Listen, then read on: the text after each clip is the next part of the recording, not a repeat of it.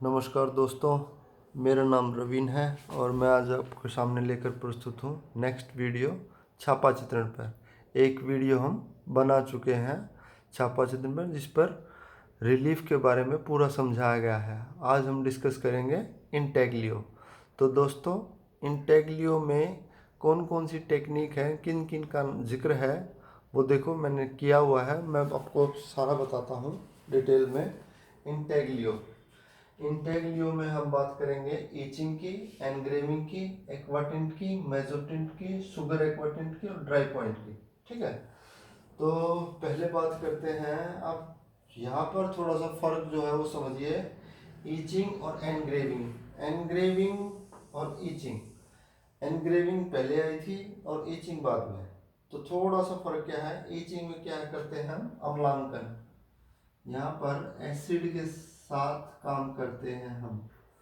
याद रखना, ईचिंग में मतलब क्या है, जो काम हमने यहाँ पर कार्विंग करनी थी वो हम यहाँ पर एसिड से करवाएंगे। वो हाथों से, टूल से कर रहे थे हम अभी तक एनग्रेविंग में, वो अब कौन कर रहा है, यहाँ पर एसिड कर रहा है। ठीक है, तो अब स्टेप बाय स्टेप चलेंगे हम।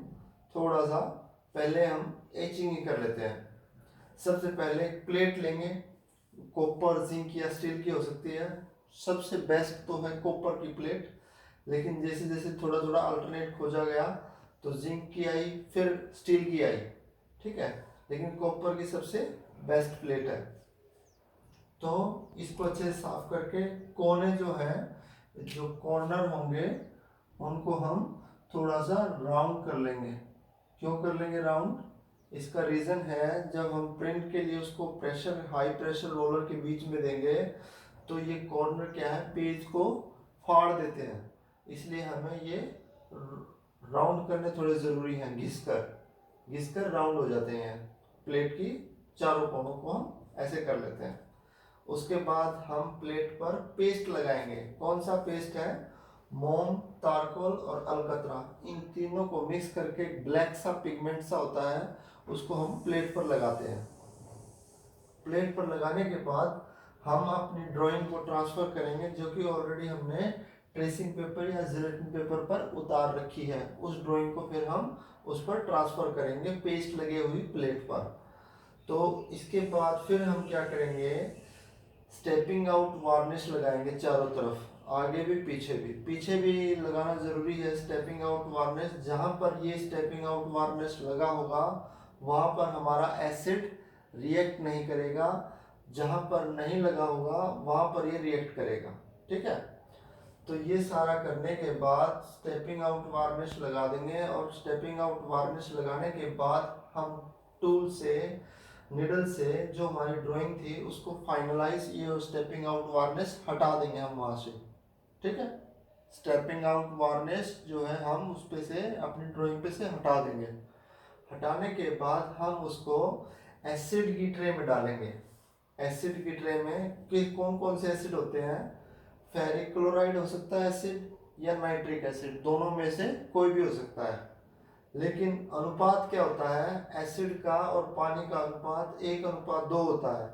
ठीक है, और कई बार कलाकार इसमें, आर्टिस्ट अपना अनुपात को कम ज़्यादा कर सकता है, थोड़ा सा तेज करने के लिए, कम तेज करने के लिए इसको कम ज़्यादा कर सकता है। लेकिन हाँ, नाइट्रिक एसिड में अगर हम प्लेट को डिप करेंगे तो कई बार बुलबुले बन जाते हैं, बबल्स जो हमारी ड्राइंग पे आ जाते हैं। तो उनको हटाने के लिए हम कोई भी पक्षी का पंख लेकर उस एसिड में ऐसे हिलाएंगे तो बबल्स नहीं बनेंगे, बबल्स हट जाएंगे। ठीक है, अब जहां से निडल से स्टेपिंग आउट वार्निश हटाया जाएगा, जहां से हमने हटाया था वहीं पर एसिड लाइनों को और गहरा करेगा। एसिड वहां प्लेट को खाएगा। ठीक है, अब जिन लाइनों पर कम गहरा रखना है वहां पर स्टेपिंग आउट वार्निश दोबारा लगाएंगे। जो लाइनें मान लो हमें इतनी गहराई है और किसी की हमें कम गहराई करनी है, तो वहां पर हम स्टेपिंग आउट प्लेट निकाल के स्टेपिंग आउट वार्निश दोबारा से लगाएंगे और फिर प्लेट को अंदर रख देंगे। ठीक है, तो ये जब हम संतुष्ट हो जाएगा, आर्टिस्ट, जब कलाकार संतुष्ट हो जाएगा प्लेट से, रिएक्शन से, उसके बाद उसको इंक लगाकर कपड़े से प्लेट को साफ कर देगा। इंक रोलर की सहायता से इंक लगा देगा पूरी प्लेट पे, और फिर वो जो इंक है हमारी ड्राइंग में भी चली जाएगी अंदर, और फिर हम ऊपर वाली इंक को वाइप आउट कर देंगे, साफ कर देंगे। उसके बाद लाइनों में इंक रह जाएगी केवल। और इसके बाद क्या करना है हमें, एक नम पेपर लेके जो हमने भिगो कर रखा था प्लेट में, उसको लेकर के हम इसको हाई प्रेशर उसमें रोलर में के बीच में डालेंगे, कई न्यूज़पेपर और लगा के, ठीक है। और प्रिंट लेंगे, जो प्रिंट लेंगे उसको हम बोलेंगे प्रूफ, प्रूफ बोलेंगे। जो पहला प्रिंट निकलेगा उसे प्रूफ बोलते हैं, ठीक है। उसके बाद फिर ये काम करते हैं। तो ये हो गए है आपकी ईचिंग। उम्मीद करता हूँ समझ में आई होगी। आप प्लीज नोट डाउन कर लीजिए स्टेप बाय स्टेप। तो इसको ईचिंग की खोज जो 1512-1515 ईस्वी में डैनियल हॉपर जर्मनी ने की थी। कहाँ खोज हुई थी? डैनियल हॉपर ने की थी जर्मनी में 1512 या 1515 के आसपास, ठीक है। और इसका पहला उदाहरण हमें मिलता है एल्बर्ट ड्यूरर का। एल्बर्ट ड्यूरर का जो पेंटिंग्स है वो हमें मिलती है इसकी एचिंग की पहला।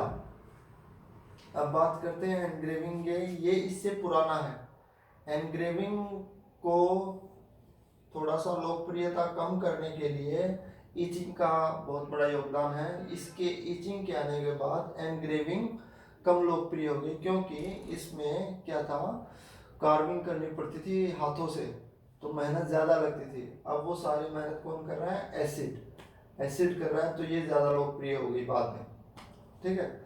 सिर्फ पूरा वही है, सिर्फ यहाँ पर जो हमने एसिड के अंदर डुबोया था ये नहीं डुबोना है। कैसे? स्टेप 3 तक सेम रहेगा। पहले प्लेट लेंगे, कोनों को अच्छे साफ करेंगे, पेस्ट लगाएंगे तारकोल और उसका मोम का, ये पेस्ट लगाने के बाद फिर तीसरा स्टेप हमारा क्या है, ड्राइंग ट्रांसफर कर लेंगे जिलेटिन पेपर से, और उसको फिर तक्षणी निडल या बुरिन टूल है, टेक्निकल टूल, बुरिन की सहायता से हम ड्राइंग को खुरच कर निकाल लेंगे, ठीक है। फिर हम उस पूरे को पेस्ट को हटा देंगे। हमारी ड्राइंग क्या है, हल्की हल्की हमें नजर आएगी प्लेट पर। उसके बाद क्या करना है हमें, फिर हमें क्या करना है, उस पर हम पेस्ट हटाकर इंक लगाएंगे। इंक लगा दी हमने रोलर की सहायता से, इंक को साफ करके ड्राइंग में इंक रह जाएगी। फिर क्या है, जो हमारी ड्राइंग है उसमें इंक रह जाएगी। सेम वही स्टेप आ गया है। फिर पानी में डूबे हुए पेपर को, नम पेपर को, इस पर हाई प्रेशर रोलर प्रेस की सहायता से प्रिंट ले लेंगे, जिसे हम प्रूफ कहते हैं। समझ आया? इसमें सिर्फ और सिर्फ क्या है, कहीं भी एसिड का प्रयोग नहीं है। निडल, बुरिन, ये टूल है, इस टूल को याद रखना, बुरिन टूल है, जिसकी सहायता से हम अपनी ड्राइंग बनाएंगे, ठीक है। इसमें हम ये बुरिन टूल नहीं, एचिंग में हम फेरिक क्लोराइड और नाइट्रिक एसिड, इन दोनों में से कोई भी ले सकते हैं। एक होगा, याद रखना, फेरिक क्लोराइड होगा या नाइट्रिक एसिड होगा। अब इसी के भाई बंधु हैं ये इधर एक्वाटिंट। एक्वाटिंट दो है, एक्वाटिंट और सुगर एक्वाटिंट। इन दोनों में भी एसिड का प्रयोग होगा, ठीक है। इसमें स्टेप 2 में पेस्ट की जगह रेजिन पाउडर का इस्तेमाल करेंगे। एक्वाटिंट में क्या है, रेजिन पाउडर, याद रखना। कौन सा पाउडर? रेजिन पाउडर का इस्तेमाल होता है एक्वाटिंट में। रेजिन पाउडर कैसे? एक बॉक्स होता है, चकोर बॉक्स, बिल्कुल पैक होके अंदर, उसके अंदर हम प्लेट रख देते हैं और एक छलनी होती है ऊपर, उस छलनी से पंखा चलता है, तो उस छलनी से जो रेजिन पाउडर है वो उड़कर उस पर हमारी प्लेट पर बैठ जाता है। और ये हम 8-10 बार प्रोसेस को करते हैं ताकि हमारी प्लेट पर जहां हम चाहते हैं वहां रेजिन पाउडर अच्छे से बैठ जाए। उसके बाद उसको हल्का गर्म करने के बाद ड्राइंग ट्रांसफर की जाती है। हल्का गर्म, तेज गर्म नहीं, हल्का गर्म करके हम रेजिन पाउडर जो है फिर वो लिक्विड फॉर्म में हो जाता है हल्का हल्का, फिर हम अपनी ड्राइंग ट्रांसफर कर सकते हैं। एक शुगर एक्वाटिंट है। शुगर एक्वाटिंट में जैसे नाम से पता लग रहा है आपको, चीनी। इसमें गर्म पानी और चीनी तथा रंग मिला हुआ रंग मिलाकर ब्रश की सहायता से हम अपनी ड्राइंग बनाते हैं प्लेट पर। उसके बाद उसको पेस्ट लगाते हैं मोम, तारकोल और अलकतरा का, और फिर उसको हम एसिड की प्लेट में डाल देते हैं। एसिड की प्लेट में डालने से जो हमारा ये है चीनी और रंग मिला हुआ, तो ये वहाँ से तड़क जाता है और तड़क के बाहर निकल जाता है। ठीक है, बाकी जगह हमारा ये गम अरेबिक लगा रहेगा, ये सॉरी स्टेपिंग आउट वार्निश लगा रहेगा, और ये स्टेपिंग आउट वार्निश नहीं हटेगा, लेकिन जहाँ जहाँ हमने ड्राइंग बनाई है वहाँ वहाँ से वो हट जाएगा। और वहाँ से हटने के बाद वहाँ पर हमारी जो लाइनें हैं वो बोल्ड मिलती हैं। इसमें बोल्ड लाइनें, बोल्ड, क्योंकि ब्रश यूज किया हमने, ब्रश क्या है फिर मोटा चलता है ब्रश, तो बोल्ड लाइन मिलती है इसमें। और तीसरा है विस्कोसिटी। विस्कोसिटी क्या है, एक ही प्लेट पर काफ़ी तरह के अम्लांकन करके, काफ़ी बार अम्लांकन करके कई तरह के उभार प्राप्त किए जा सकते हैं, और इसमें कई तरह के रोलर इस्तेमाल हो सकते हैं, कई तरह के कलर इस्तेमाल हो सकते हैं। अभी तक हम पढ़ रहे थे मोनोक्रोम या आपका सिंगल उसमें कर सकते हैं, लेकिन विस्कोसिटी में क्या है, हम काफ़ी तरह के कलर प्राप्त कर सकते हैं। ठीक है, काफ़ी तरह के रोलर चल सकते हैं इसमें। और इसकी जो थोड़ा सा इंटरेस्टिंग है, ये पेरिस में इसकी खोज हुई थी 1926 में। एटलिए 17 की स्थापना की थी विलियम हैथर ने। यहीं पर इसने विस्कोसिटी को खोजा था। दोनों नाम हैं, विलियम हैथर और कृष्णा रेड्डी। कृष्णा रेड्डी अपने इंडियन आर्टिस्ट आ गए हैं यहाँ, इनका भी जिक्र है। 1950 में इन्होंने विलियम हैथर के साथ मिलकर विस्कोसिटी की तकनीक को खोजा था। ठीक है, याद रहेगा, राइट डाउन कर लीजिए। और अब आता है एनग्रेविंग में। एनग्रेविंग के ही भाई बंधु हैं ये इधर, मेजोटिंट, ड्राई पॉइंट। मेजोटिंट और ड्राई पॉइंट। मेजोटिंट क्या होता है, इसमें दो टूल होते हैं, रोकर और रोलेट।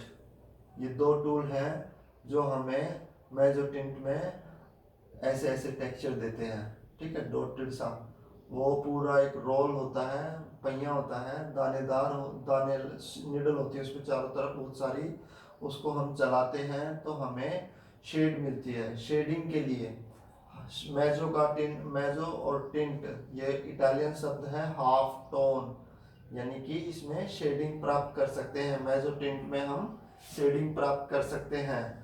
एक ही प्लेट पर कॉपर की प्लेट होती है, और ये 18वीं शताब्दी के मध्य में इंग्लैंड में बहुत प्रसिद्ध हुई थी। ये तकनीक जो थी वो बहुत प्रसिद्ध हुई थी। इसको खोज किया था Ludwig von Siegen. Ludwig von Siegen ने इसको खोज किया था मेजोटिंट को। इसमें केमिकल नहीं होता है, कोई भी एसिड का प्रयोग नहीं होता है। यहाँ पर विस्कोसिटी, शुगर एक्वाटिंट और एक्वाटिंट, इनमें क्या है, ईचिंग की तरह ही एसिड का प्रयोग होता है, रेजिन पाउडर का प्रयोग होता है। लेकिन इसमें क्या है, एनग्रेविंग के भाई बंधु इसलिए बोल रहा हूँ मैं इनको, मेजोटिंट, ड्राई पॉइंट को, कि इनमें एसिड का प्रयोग नहीं होता है। ठीक है, एक है फिर अगली टेक्निक हमारी ड्राई पॉइंट। ड्राई पॉइंट में क्या है, टूल का इस्तेमाल होता है, स्क्रैबर। ये स्क्रैबर है जो हमारी प्लेट को खोदता है। ठीक है, ये है। इसके बाद प्रोसीजर यही होगा पूरा सेम, लेकिन ये है टूल। अगली है प्लेट हमारी कोलाज की। कोलाज में कौन सी प्लेट यूज होती है, कोलाज, कोलोग्राफी, कोलोग्राफी बोलते हैं इसको, कोलाज या कोलोग्राफी।